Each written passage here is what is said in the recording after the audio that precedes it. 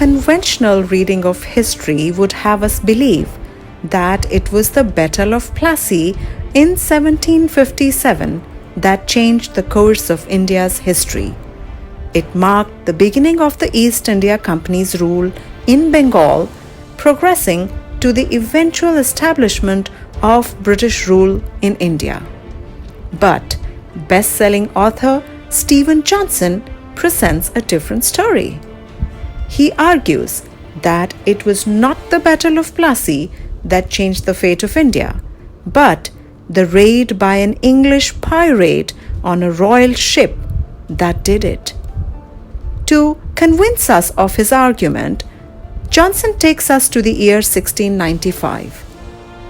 The setting, the Indian Ocean. It's the month of September. An English warship approaches a well-armed treasure ship laden with precious metals, gems, and spices. The warship's captain is Henry Avery, a notorious English pirate. The treasure ship belongs to Aurangzeb Alamgir, ruler of the Mughal Empire and one of the most powerful men on earth. In terms of men and material, Avery is outmanned and outgunned, but he and his band of pirates nonetheless succeed in disabling and capturing Aurangzeb's ship. The daring raid sets in motion a chain of events that not only transforms the British Empire but also lays the foundation for modern trade. Amazing story, isn't it? This is the stuff Hollywood and Bollywood historical adventure dramas are made of. According to Johnson, Avery's raid marks the turning point in the history of India.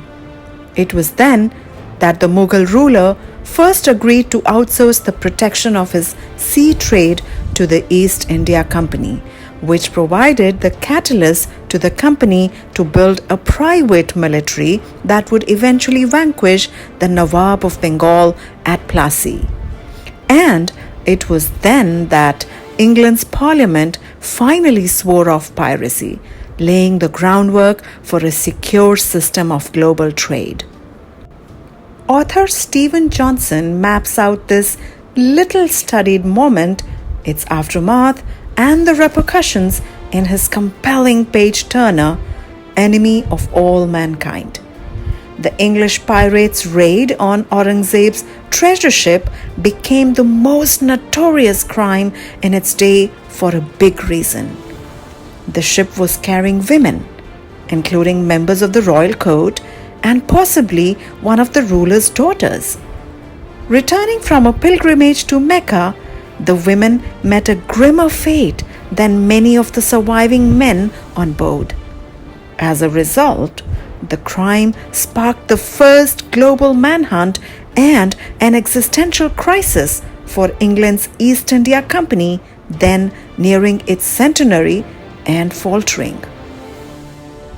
Caught between a backlash in London and the furious Aurangzeb, the company's managers managed to seize the crisis as an opportunity to reset relations with both the Mughal Empire and England, a reset that would eventually turn the East India Company into a ruthless corporate and a military juggernaut that subjugated the entire Indian subcontinent.